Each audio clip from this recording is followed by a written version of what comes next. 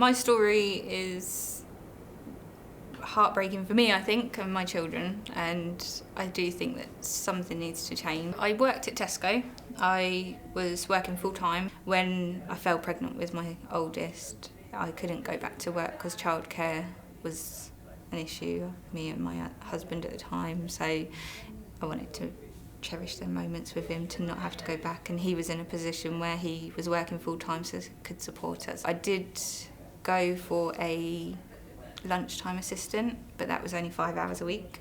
I got it as well, but I couldn't take it because it was only 5 hours a week and I needed to work 16 hours a week. I get income support, I get child tax credits, I get housing benefit, council tax element of it, and I also get child maintenance from my ex-husband. The media tend to say that single parents get an awful lot of money because they get all these benefits. The only other benefit I claim that I didn't whilst I was in a couple is income support, but I don't claim working tax credits, so they sort of swapped. After my ex-husband left me, I had 39 weeks to find a job. I got a letter just randomly one day. Now, there was no information of how much it was going to be reduced by. It was just benefit capped.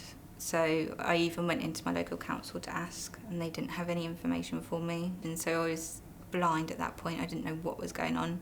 And then about 2 weeks before I was due my rent, they sent me a letter to say that they were reducing it down to £150, and panic set in then. And I couldn't find the £750 a month to pay my rent, so I ended up in rent arrears. It was either feed the kids or pay the rent. Feed the kids one. So I'm very good at budgeting. It obviously, when your payment gets reduced so vastly, it's a lot of money to lose to anybody. Even if say like you took a pay cut, it would be a lot of money for you to lose. It just affects your life so completely. People say, oh, you don't need money to survive, or you don't need money to live, or whatever. Yeah, you do. I still can't move forward now. I'm still at a point where it's like everywhere I turn to get help, it's a door slammed in my face, and I'm like, God, I want to get back to work. Will somebody just help me? And just no help right now. The only support I got offered from government places was food banks.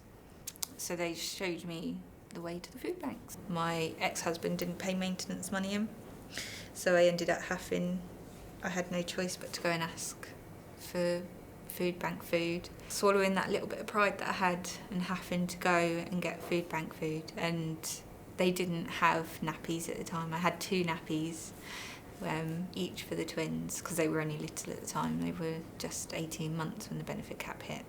I just sat there and I think I cried that day. My biggest thing now is childcare. I can't afford the money up front to go back to work. Schools are only open 39 weeks of the year, and they're looking at like £20 to £40 a day for each child to be in a holiday club, and you've got to pay that in advance. And as much as tax credits pay it back, you've got to find, so for me, I think I worked it out that I'd have to pay about £800 up front for them to go back.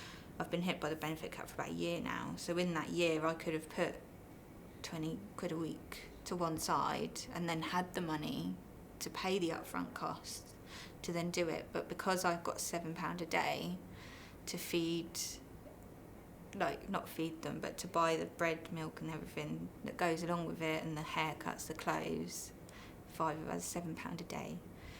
I can't afford to put that 20 quid to one side now, because 20 quid to me is an awful lot of money. There needs to be something to help, not even single mothers, but parents, for funding with childcare. That's the biggest thing. When my ex-husband left me, there was a light at the end of the tunnel. I could have gone back to work. Now that the benefit cap's hit, and it has hit for such a long time, I don't know which way to turn to get help to do it.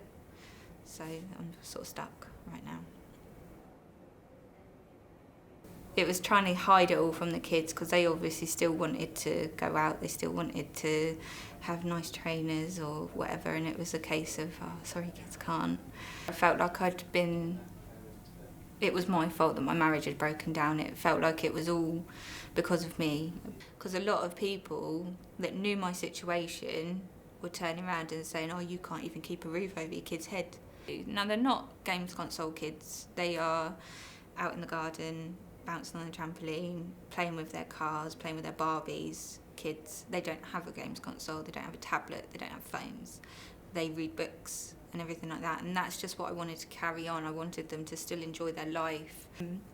That was my main concern, was just to keeping the kids away from it all, keeping it all together with not affecting them. And unfortunately it did, because they've had to change schools so many times and in such a short space of time. They've had to see me crying, which no child likes to see their parent cry. I try and explain to it as child friendly as I can, but it's really difficult for a child to understand. I need to work a minimum of 16 hours, and I'm more than happy to do that. I'm more than happy to go out, earn that money, get off the benefit cap and contribute to raising the children, to showing them that actually I can do it all. I can be a single mum and I can work, and you can live a life.